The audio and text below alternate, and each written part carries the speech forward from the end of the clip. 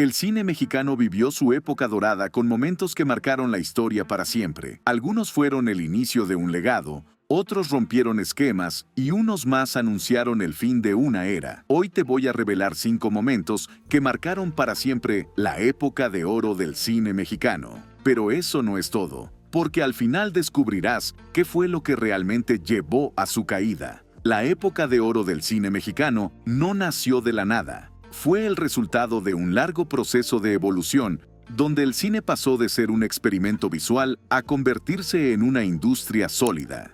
En 1936, el país vivía un momento de estabilidad política después de los años turbulentos de la Revolución Mexicana, lo que permitió que las artes florecieran y el cine encontrara su identidad. Por un lado, estaba Vámonos con Pancho Villa, una película dirigida por Fernando de Fuentes que apostó por el drama histórico. La cinta retrataba a un grupo de hombres que, inspirados por la revolución, decidían unirse a las filas de Pancho Villa, solo para descubrir que la guerra no era tan heroica como parecía. La película tenía un tono oscuro, con una visión cruda y desencantada del conflicto. A pesar de su calidad cinematográfica, el público no la recibió con tanto entusiasmo. En contraste, ese mismo año se estrenó Allá en el Rancho Grande, también dirigida por Fernando de Fuentes, pero con una propuesta completamente distinta. En lugar de un drama bélico, esta película apostó por la comedia y la música, elementos que conectarían inmediatamente con la audiencia.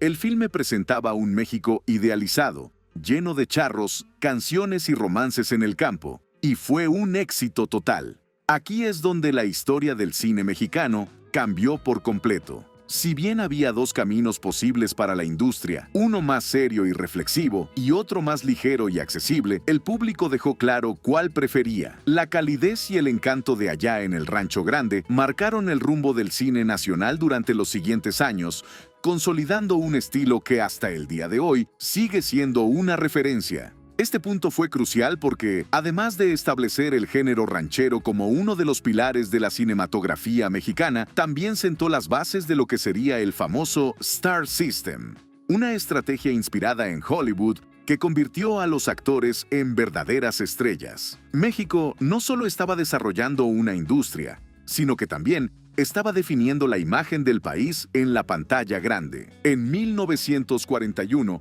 México vio nacer a su primer gran ídolo cinematográfico con ¡Ay, Jalisco! ¡No te rajes! En ese momento, la época de oro del cine mexicano ya estaba en marcha, con producciones que habían probado el éxito del género ranchero y la comedia musical. Sin embargo, faltaba una figura que lo elevara a un nivel completamente nuevo. Jorge Negrete estaba a punto de convertirse en esa figura.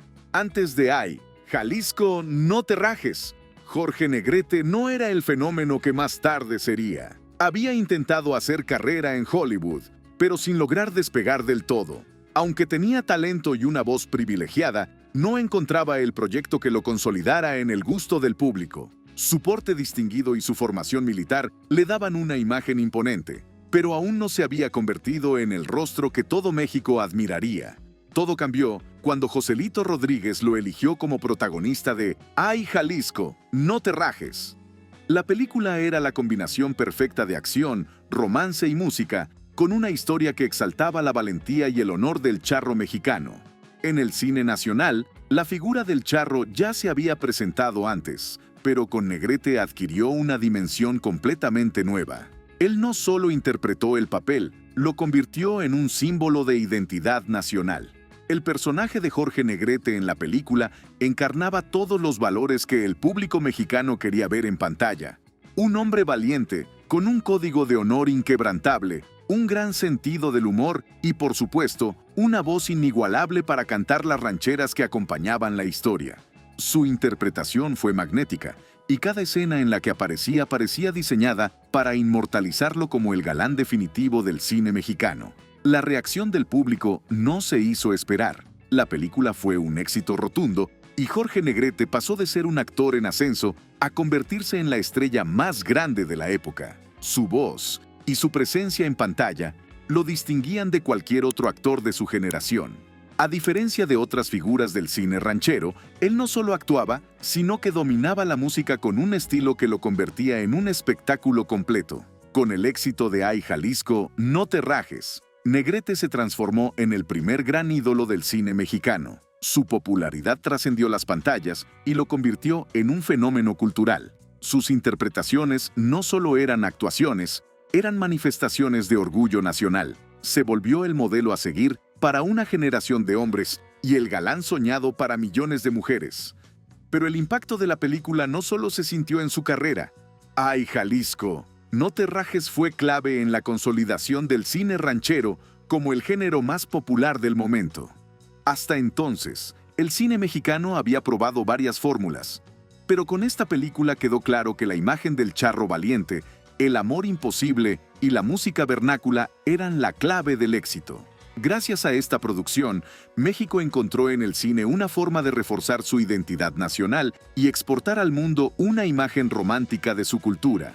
A partir de ese momento, la vida de Jorge Negrete cambió por completo.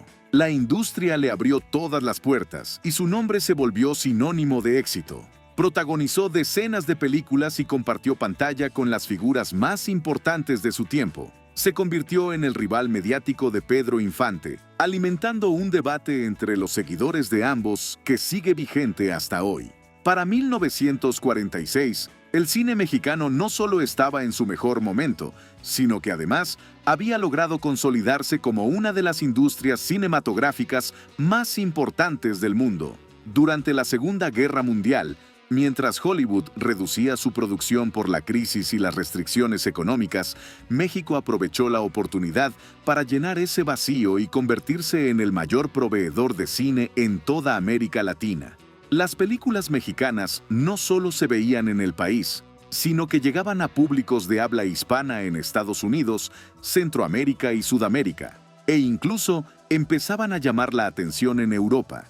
Era evidente que la industria necesitaba una institución que le diera estructura, reconocimiento y prestigio. Ya no se trataba solo de hacer películas, sino de consolidar un sistema que garantizara la calidad de las producciones y que protegiera los intereses de los cineastas, actores, guionistas, fotógrafos y todas las personas involucradas en el proceso cinematográfico. Así nació la Academia Mexicana de Artes y Ciencias Cinematográficas en 1946. El propósito de la Academia era claro: elevar el cine mexicano a un nivel de mayor profesionalismo, reconocer los logros de quienes trabajaban en la industria y fomentar el desarrollo de producciones de calidad. En un momento en el que México se posicionaba como el epicentro del cine en el mundo de habla hispana, esta institución llegó para reforzar su lugar en la historia. Uno de los aspectos más importantes de la Academia fue la creación de un premio que sirviera como el máximo reconocimiento a la excelencia cinematográfica en el país. Al igual que Hollywood tenía sus premios Oscar,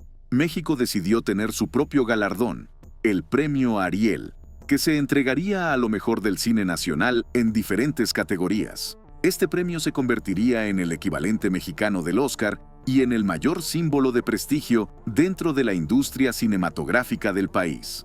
El nacimiento de la Academia no solo significó un paso adelante en términos de reconocimiento y organización, sino que también ayudó a reforzar la identidad del cine mexicano. Para ese momento, las películas nacionales ya tenían un estilo propio y un star system consolidado, con figuras como Pedro Infante, María Félix, Jorge Negrete, Dolores del Río y Pedro Armendáriz dominando la pantalla grande. Con la creación de la Academia y la instauración del Premio Ariel, la industria mexicana daba un golpe de autoridad y demostraba que su cine no era solo un entretenimiento masivo, sino un arte digno de reconocimiento. La llegada de esta institución también fue clave para la formación de nuevos talentos. Al establecer criterios de calidad y promover la profesionalización del cine, la Academia incentivó a que los cineastas se tomaran aún más en serio su trabajo y buscaran innovar en sus producciones. Además, sirvió como una plataforma para impulsar a nuevos directores, guionistas y actores, quienes encontraron en los premios y en el respaldo de la Academia un incentivo para mejorar sus proyectos. Sin embargo, aunque su creación fue un gran logro para el cine mexicano, con el tiempo, la Academia también enfrentaría retos. En los años siguientes, la industria empezaría a enfrentar problemas debido a la competencia de Hollywood. el crecimiento de la televisión y las dificultades sindicales que afectarían la calidad de las producciones. A pesar de ello, la Academia Mexicana de Artes y Ciencias Cinematográficas logró mantenerse como un pilar fundamental del cine nacional y hasta el día de hoy sigue siendo la institución que rige y reconoce el talento cinematográfico en México. Para 1950, el cine mexicano estaba dominado por historias románticas, comedias rancheras y melodramas que exaltaban la identidad nacional. El público ya estaba acostumbrado a ver en pantalla héroes carismáticos, finales felices y una versión idealizada de México. Pero todo cambiaría con Los Olvidados, una película que rompió con los esquemas establecidos y sacudió a la industria como pocas lo habían hecho antes. Luis Buñuel, un director español que había llegado a México tras el exilio provocado por la Guerra Civil Española, fue el responsable de esta revolución cinematográfica. Desde que pisó tierras mexicanas, había trabajado en películas que seguían los estándares comerciales de la época, con historias ligeras y accesibles, como Gran Casino y El Gran Calavera. Pero Buñuel tenía una visión mucho más ambiciosa y, con Los Olvidados, finalmente encontró la oportunidad de expresar su verdadera esencia como cineasta. A diferencia de lo que se veía en la pantalla grande en esos años, Los Olvidados no era una historia bonita ni reconfortante. No había charros enamorados, ni madres abnegadas, ni finales felices. En su lugar, presentaba una realidad cruda y despiadada. La de los niños de los barrios marginales de la Ciudad de México, esos que vivían en condiciones de pobreza extrema y que parecían condenados a un destino trágico desde que nacían. El protagonista de la película, El Jaibo, es el reflejo de este entorno hostil. Es un joven delincuente que, tras escapar del reformatorio, regresa a su barrio y se convierte en el símbolo de una sociedad que no ofrece oportunidades de redención. A través de su historia y la de otros niños que lo rodean, Buñuel construye un relato que denuncia la desigualdad social y la falta de esperanza en los sectores más olvidados del país. Desde el punto de vista cinematográfico, la película era una obra maestra. Buñuel utilizó un estilo neorrealista, con tomas en escenarios reales y un uso del blanco y negro que acentuaba la sensación de desesperanza. Además, incorporó elementos surrealistas que reflejaban el mundo interior de los personajes, como el famoso sueño de Pedro, una de las escenas más icónicas de la película, donde la madre del niño aparece en una imagen espectral mientras él lucha contra su destino. Sin embargo, Los Olvidados no fue bien recibida en su estreno.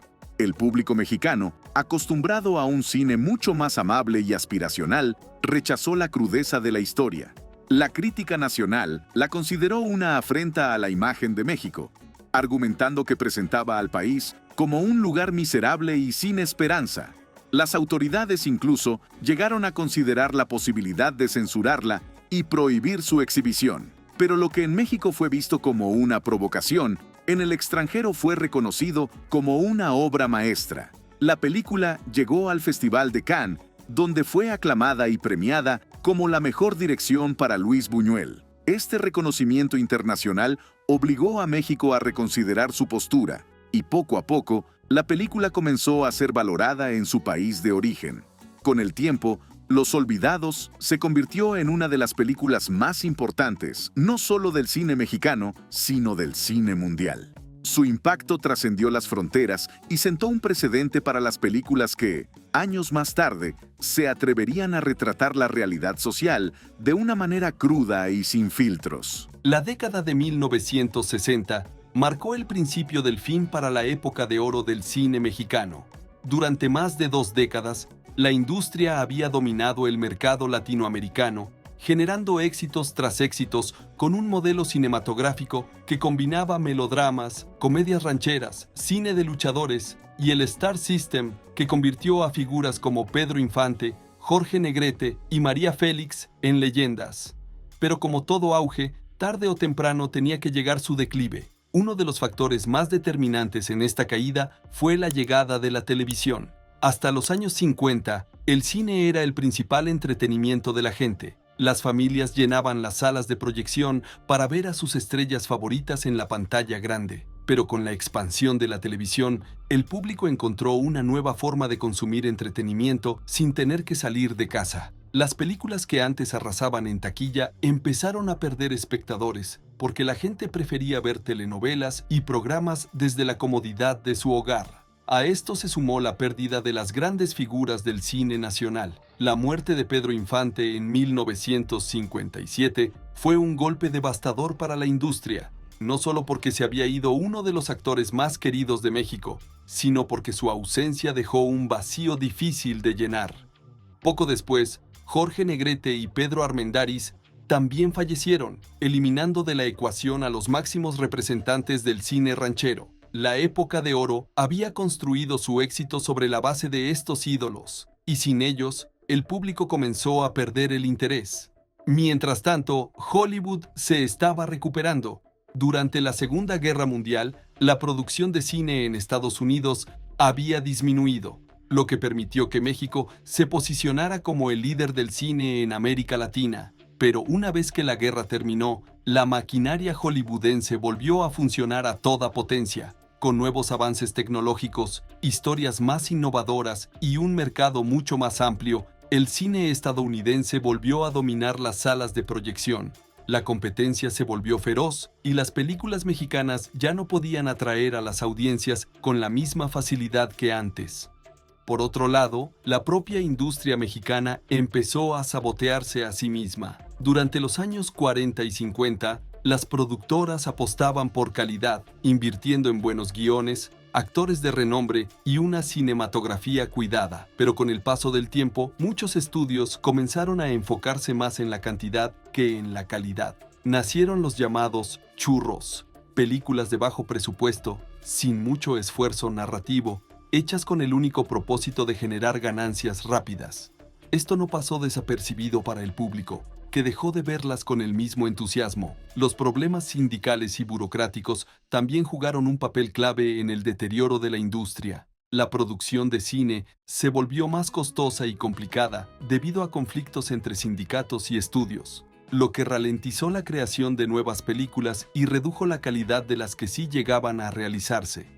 Además, el gobierno, que en otros momentos había apoyado al cine como una herramienta de identidad nacional, comenzó a reducir su inversión en la industria, dejándola a la deriva en un mercado cada vez más difícil. Para finales de los años 60, la época de oro era prácticamente un recuerdo. A pesar de que todavía se realizaban buenas películas, la magia que había caracterizado a esta era ya no era la misma. Se estaban contando otras historias, con un enfoque diferente, y aunque surgirían nuevas generaciones de cineastas que intentarían rescatar la grandeza del cine nacional, el brillo de los años dorados ya se había apagado. La época de oro del cine mexicano no fue solo una etapa de grandes películas, fue un fenómeno cultural que moldeó la identidad del país y dejó un legado que todavía sigue vivo. Sus estrellas se convirtieron en íconos. Sus historias marcaron generaciones y su influencia traspasó fronteras. Pero como todo lo que brilla, tarde o temprano tenía que apagarse. Pero si creíste que con esto lo sabes todo sobre esta industria, espera a ver las historias que traemos en nuestro próximo video. ¿Cuál de estos hitos te impactó más? Déjalo en los comentarios y no olvides suscribirte para más contenido como este.